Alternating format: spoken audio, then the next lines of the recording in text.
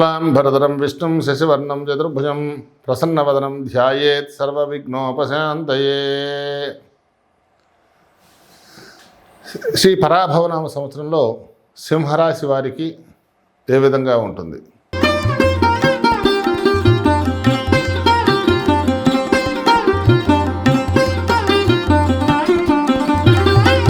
ఈ సంవత్సరంలో ముఖ్యమైన గ్రహాల సంచారం కాస్త సవాలుతో కూడుకున్నదిగా ఉన్నది. శని యొక్క గోచారం ఈ సంవత్సరం అంతా కూడా శని మీ రాశికి అష్టమ స్థానంలో ఉండటం, మీనరాశిలో సంచరించడం, దీనినే అష్టమ శని అంటారు. ఇది శారీరకంగా మానసిక శ్రమను, పనుల్లో ఆటంకాలను కూడా సూచిస్తుంది. గురువు యొక్క గోచారం తీసుకుంటే జూన్ 2వ తారీఖు నుంచి గురువు ఏకాదశ స్థానంలో ఉండి ఆర్థిక యోగాన్ని మాత్రం ఇస్తాడు. ఆ తర్వాత కర్కాటకానికి మారి అక్టోబర్ 31, 2026న మీ జన్మరాశిలోకి ప్రవేశించి జనవరి 25, 2027న వక్రగతిలో మళ్ళీ 12వ ఇంటికి వెళ్ళడం. రాహుకేతువుల సంచారం కనుక చూసుకుంటే మీ జన్మరాశిలో రాహువు అలాగే కేతువు వరుసగా 6వ స్థానంలో మకరంలో, 12వ స్థానం కర్కాటకంలోకి మారటం, 6వ ఇంట రాహు ప్రవేశం శుభప్రదం. కుజగోచారాన్ని కనుక చూసుకుంటే కుజుడు మీ జన్మరాశిలో సంచరిస్తాడు. ఈ కాలంలో మాత్రం కోపావేశాలకు దూరంగా ఉండడం మంచిదని చెప్పేసి సూచన. ఉద్యోగం మరియు వ్యాపార విషయంలో కనుక చూసుకుంటే వృత్తిపరంగా ఈ సంవత్సరం ఒక పరీక్ష లాంటిది. అష్టమ శని ప్రభావం వల్ల ఆఫీసులో మీరు ఎంత కష్టపడినా తగిన గుర్తింపు రాకపోవడం, పై అధికారులతో అకారణంగా విభేదాలు రావడం జరుగుతుంది. అయితే జూన్ 2 వరకు ఏకాదశంలో ఉన్న గురువు ఈ ప్రతికూలతలను చాలా వరకు కూడా అడ్డుకుని పనులను నెరవేరుస్తాడు. అక్టోబర్ తర్వాత గురువు జన్మరాశిలోకి రావడం వల్ల కొందరికి అకస్మాత్తుగా ఉద్యోగ మార్పులు లేదా బదిలీలు జరగవచ్చు. వ్యాపారస్తులు భాగస్వాములతో మాత్రం జాగ్రత్తగా ఉండాలి. కానీ డిసెంబర్ 6 తర్వాత రాహు షష్ఠ స్థానంలో మారగానే వృత్తిలో ఎదురైన ఆటంకాలన్నీ కూడా తొలగిపోయి పోటీదారులపై మీదే పైచేయి అవుతుంది. ఆర్థిక స్థితిని కనుక మనం చూసుకుంటే ఆర్థిక పరంగా వీరికి ఆదాయ వ్యయాలు ఏవైతే ఉన్నాయో 5-5గానే సమానంగా ఉన్నప్పటికీ అష్టమ శని మరియు ద్వాదశ గురువు జూన్ తర్వాత సంచారం వల్ల ఊహించని ఖర్చులు ఉంటాయి.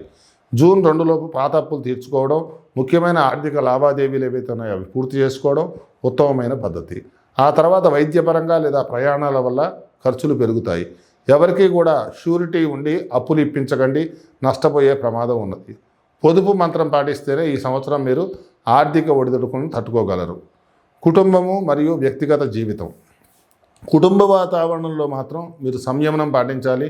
డిసెంబర్ 6 వరకు కూడా కళత్ర స్థానంలో సప్తమంలో రాహువు మరియు జన్మరాశిలో కేతువు సంచారం వల్ల జీవిత భాగస్వాములతో తరచూ మాట పట్టింపులు రావచ్చు.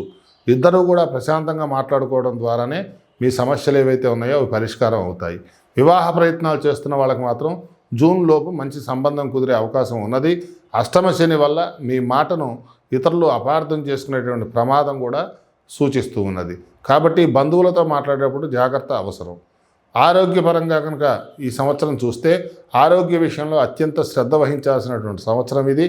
జన్మరాశిలో కేతువు, నవంబర్ నుంచి కుజుడి సంచారము మరియు అష్టమ శని వల్ల నాడీ సంబంధించిన సమస్యలు, కీళ్ల నొప్పులు మరియు మానసిక ఒత్తిడి కూడా తీవ్రంగా ఉంటాయి. చిన్న చిన్న ఆరోగ్య సమస్య వచ్చినా వెంటనే వైద్యులను సంప్రదించండి.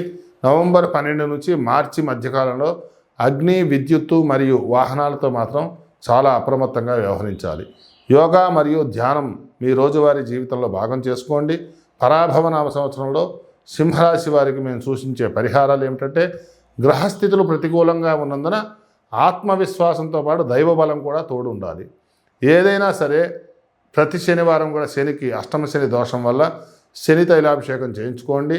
ప్రతి శనివారం కూడా శివాలయంలో నువ్వుల నూనెతో దీపారాధన చేసి వీలైతే శని భగవానుడికి తైలాభిషేకం చేయించి ప్రతిరోజు కూడా సూర్యునికి నమస్కారం చేసుకోండి. రాశ్యాధిపతి సూర్యుడు కాబట్టి ప్రతిరోజు కూడా ఉదయం సూర్య నమస్కారాలు చేయడం మరియు ఆదిత్య హృదయం పారాయణ చేయడం వల్ల ఆత్మస్థైర్యం అనేది మెరుగవుతుంది, ఆరోగ్యం కూడా చేకూరుతుంది. జన్మగురువు వల్ల అష్టమ శని ప్రతికూలతలు తొలగిపోవడానికి ప్రతి నెలా కూడా వేదిక్ ఫౌండేషన్లో జరిగే మాస శివరాత్రి అభిషేకంలో మీ గోత్రనామాలతో చేయించుకోండి. అత్యంత ఫలప్రదంగా ఉంటుంది. ప్రతి మాసము కూడా కాలసర్పదోష నివారణకు జరిగే సుబ్రహ్మణ్య ఆరాధన నవంబర్ తర్వాత జన్మరాశిలో కుజ సంచార సమయంలో సుబ్రహ్మణ్య అష్టకాన్ని మీరు పఠించండి. లేదా సుబ్రహ్మణ్య ఆరాధన, అభిషేకం కూడా చేయించుకుంటే శుభప్రదం. సర్వే జనా సుఖినో భవంతు, లోకా సమస్తా సుఖినో భవంతు.